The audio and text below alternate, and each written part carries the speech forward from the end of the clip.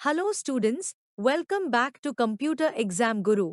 आज के इस वीडियो में हम एक बहुत इम्पॉर्टेंट टॉपिक पढ़ने वाले हैं, स्ट्रक्चर ऑफ सी प्रोग्राम। ये topic C language, BCI, RPSC programmer, SSC, UGC NET, polytechnic जैसे एग्जाम्स के लिए एक्सट्रीमली इम्पॉर्टेंट है। इस वीडियो के एंड तक आप सी प्रोग्राम का कंप्लीट फ्लो इजीली समझ जाओगे। सो चलिए स्टार्ट करते हैं। Structure of a C program dot. हर सी प्रोग्राम एक फिक्स्ड स्ट्रक्चर फॉलो करता है, जिसे कंपाइलर प्रोग्राम को स्टेप बाय स्टेप समझता है। अगर आप स्ट्रक्चर क्लियर रखते हो तो कोडिंग इजी और एरर फ्री हो जाती है।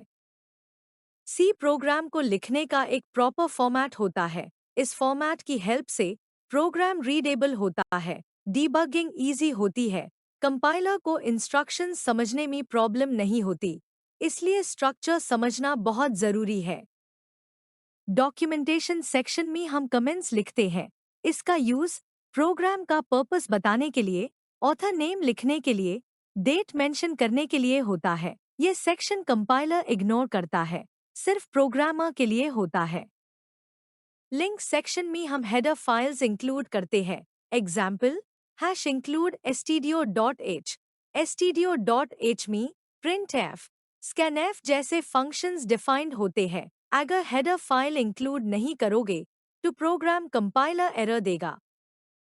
इस सेक्शन में हम मैक्रोज और कॉन्स्टेंट्स डिफाइन करते हैं। एग्जाम्पल डिफाइन पाई 3.14। इसका फायदा क्या है? कोड शॉर्ट होता है, वैल्यू चेंज करनी हो तो एक ही जगह से हो जाती है। इस सेक्शन में हम ग्लोबल वेरिएबल्स और फंक्शन डिक्लेरेशंस लिखते हैं। ग्लोबल वेरिएबल्स का स्कोप पूरे प्रोग्राम में होता है। Example intx। ये वेरिएबल्स मेन और यूजर डिफाइंड फंक्शंस दोनों में यूज हो सकते हैं। प्रोग्राम एग्जीक्यूशन यहीं से स्टार्ट होता है। हर सी प्रोग्राम में मेन फंक्शन कंपलसरी होता है। Example int main। अगर मेन फंक्शन नहीं होगा तो प्रोग्राम रन ही नहीं करेगा। इस पार्ट में हम लोकल वेरिएबल्स डिक्लेयर करते हैं। Example int a b। ये वेरिएबल्स सिर्फ मेन फंक्शन के अंदर ही काम करते हैं। एक्सेक्यूटेबल पार्ट में एक्चुअल लॉजिक लिखा जाता है। यहीं पर कैलकुलेशंस, कंडीशंस, इनपुट आउटपुट होते हैं। Example printf hello world. ये पार्ट प्रोग्राम में बहुत इंपॉर्टेंट होता है।